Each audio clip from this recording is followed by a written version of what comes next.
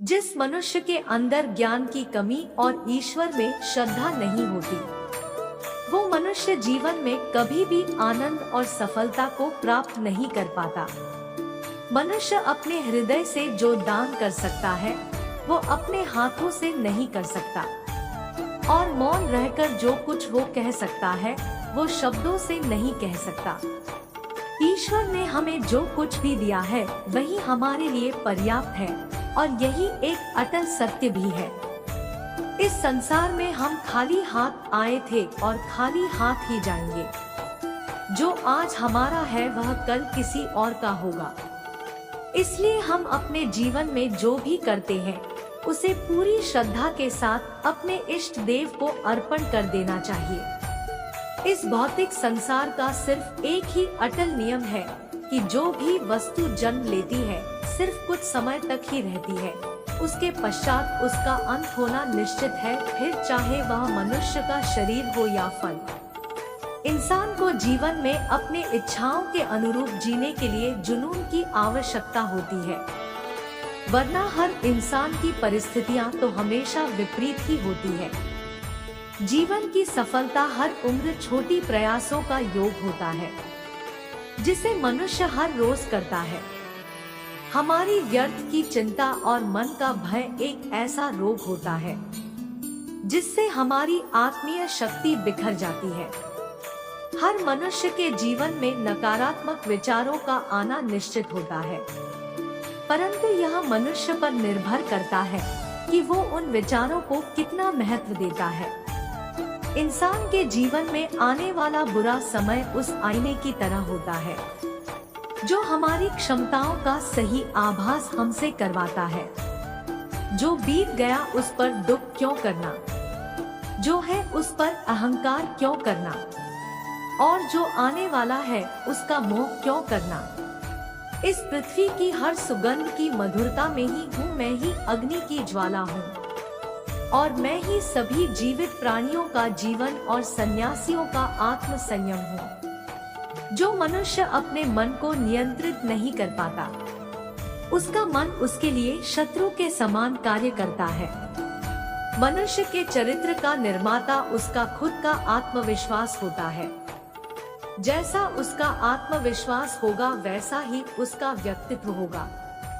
हर वह मनुष्य जो अपने पूर्ण विश्वास के साथ अपने देवता की पूजा करने की इच्छा रखता है, मैं उस मनुष्य का विश्वास उसी देवता में दृढ़ कर देता हूँ। ईश्वर की शक्ति मनुष्य के होश, भावनाएं और मन की गतिविधियों के माध्यम से सदा उसके साथ रहती है। जो मनुष्य सदैव दूसरों पर संदेह करता है, उस मनुष्य को किसी भी लोक में प्रसन्नता और सफलता हासिल नहीं होती। बुद्धिमान व्यक्ति अपने द्वारा किए गए कर्मों को और अपने ज्ञान को हमेशा एक ही रूप से देखता है। बुद्धिहीन व्यक्ति के लिए सोने और गंदगी में कोई फर्क नहीं होता। मैं अपने कर्मों से बंधा हुआ नहीं हूँ, क्योंकि मुझे मेरे द्वारा किए गए कर्मों के प्रतिफल की कोई इच्छा नहीं है। ईश्वर से किए गए प्रार्थना से इंसान की परिस्थिति या तकदीर बदले या ना बदले, पर उस प्रार्थना से इंसान के चरित्र में जरूर बदलाव आता है। हमें खुद सोचना चाहिए कि खुद में बदलाव लाना कितना कठिन होता है, तो फिर क्यों हम दूसरों में बदलाव लाने को सरल सोचते हैं। किसी भी कार्य को सफलता पूर्वक करने के लिए जो प्रेरणा का स्रोत है, वो सिर्फ हमारे विचार होते हैं। इसलिए हमें हमेशा बड़ा सोचना चाहिए और जीत को हासिल करने के लिए खुद को प्रेरित करना चाहिए। श्री कृष्ण पर इतना भरोसा और उनकी इतनी भक्ति करो कि जीवन में जब भी हम पर संकट आए तो चिंता स्वयं श्री कृष्ण करें। इस संसार में मनुष्य किसी भी रूप में बड़ा नहीं होता, बल्कि मनुष्य के पीछे जो ताकत खड़ी होती है, वो ज्यादा बड़ी होती है।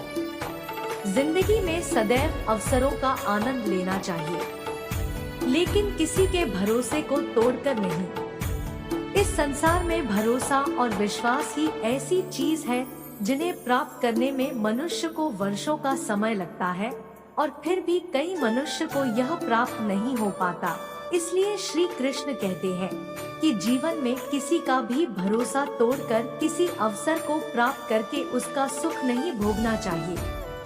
अगर आप जीवन में असफल होते हैं तो आपको दोबारा प्रयास करने में कभी नहीं घबराना चाहिए, क्योंकि जब आप दोबारा प्रयास करते हैं तो आपकी शुरुआत सुनने से नहीं बल्कि आपके अनुभव से होती है।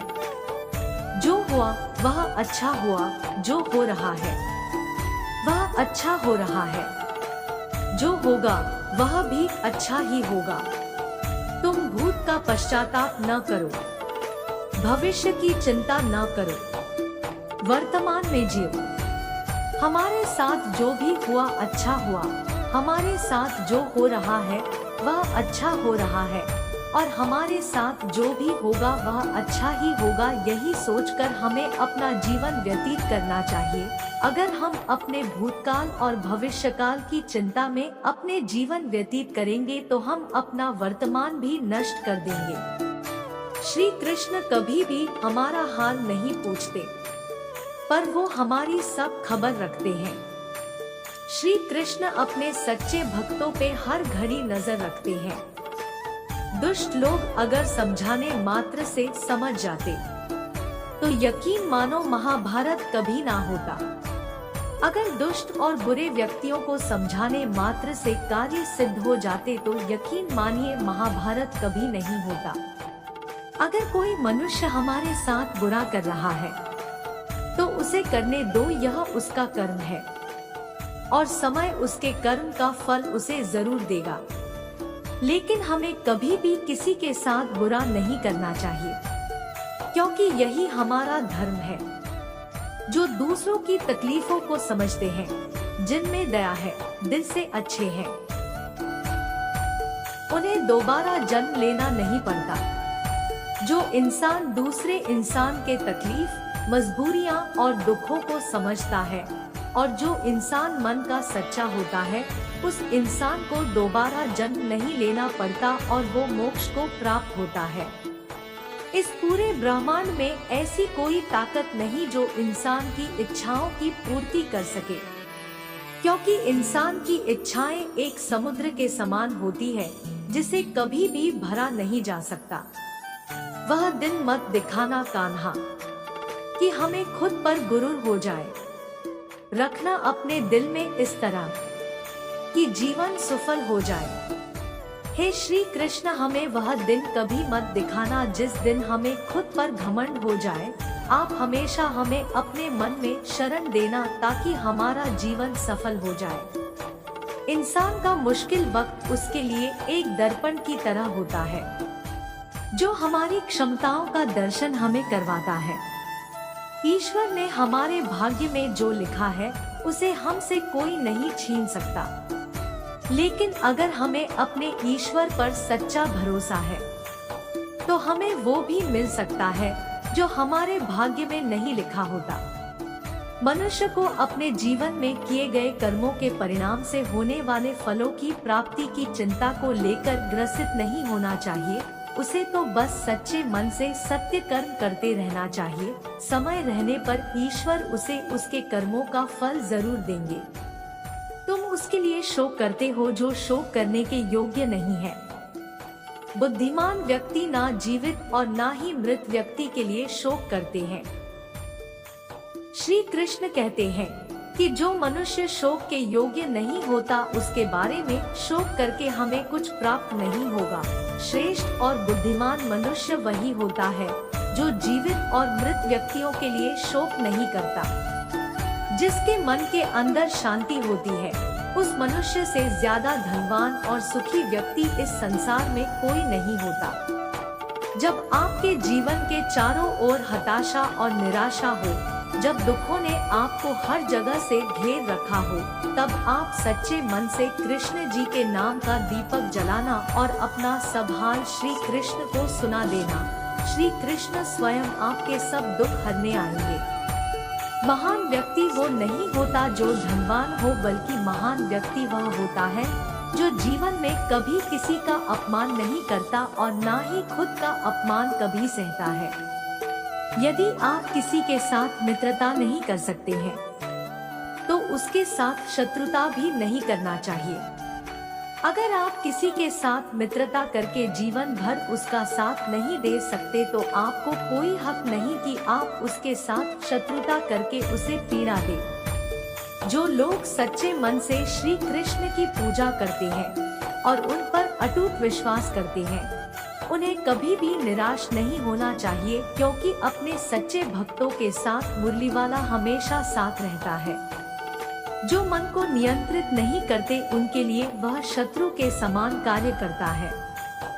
जिस मनुष्य का मन उसके नियंत्रण में नहीं होता, ऐसे मनुष्य का मन उसके शत्रु के समान काम करता है और हमेशा उसके दुखों का कारण बनता है। चुप रहने से बड़ा कोई जवाब नहीं और माफ कर देने से बड़ी कोई सजा नहीं। श्री कृष्ण जी कहते हैं, जिस व्यक्ति को आपकी किरण नहीं, उसके साथ खड़े रहने से अच्छा है आप अकेले रहें।